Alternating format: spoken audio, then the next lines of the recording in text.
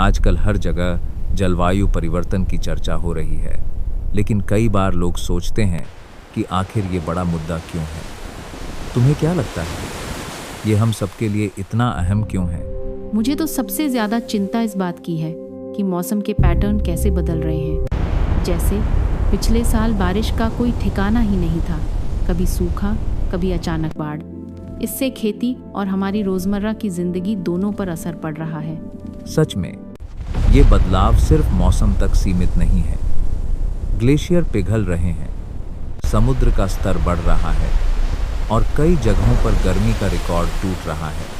यही वजह है कि अब ये सिर्फ पर्यावरण का मुद्दा नहीं बचा, बल्कि स्वास्थ्य, अर्थव्यवस्था और फसलों तक सब कुछ प्रभावित हो रहा है।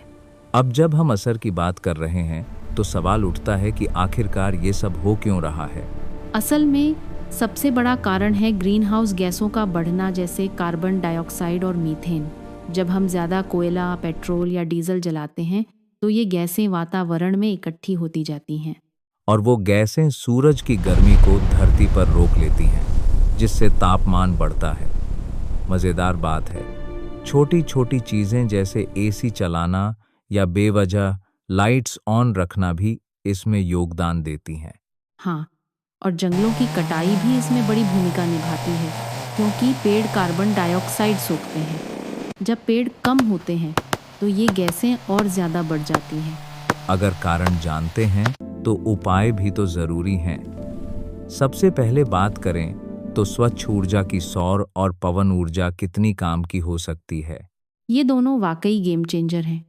सोलर पैनलों से घर की छतों पर बिजली बनती देखना अब आम है और पवन चक्कियाँ भी तेज़ी से बढ़ रही हैं। इससे कोयला या पेट्रोल की ज़रूरत कम हो जाती है। एक दिलचस्प बात ये भी है कि अब गांवों में भी लोग सौर लाइट्स इस्तेमाल करने लगे हैं। इससे बिजली का बिल भी कम और प्रदूषण भी कम। सही कहा। और सरकारें भी अब इन परियोजनाओं को आगे बढ़ा रही हैं ताकि बड़े पैमाने पर बदलाव आ सके। स्वच्छ ऊर्जा की बात अच्छी है, लेकिन हर कोई तो सोलर पैनल नहीं लगा सकता। आम लोग अपने स्तर पर क्या कर सकते हैं?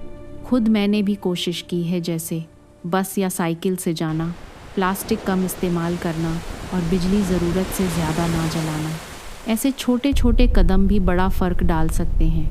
मुझे भी अब कपड़े सुखाने के लिए वॉशिंग मशीन की बजाय रस्सी का इस्तेमाल करना आसान लगने लगा है।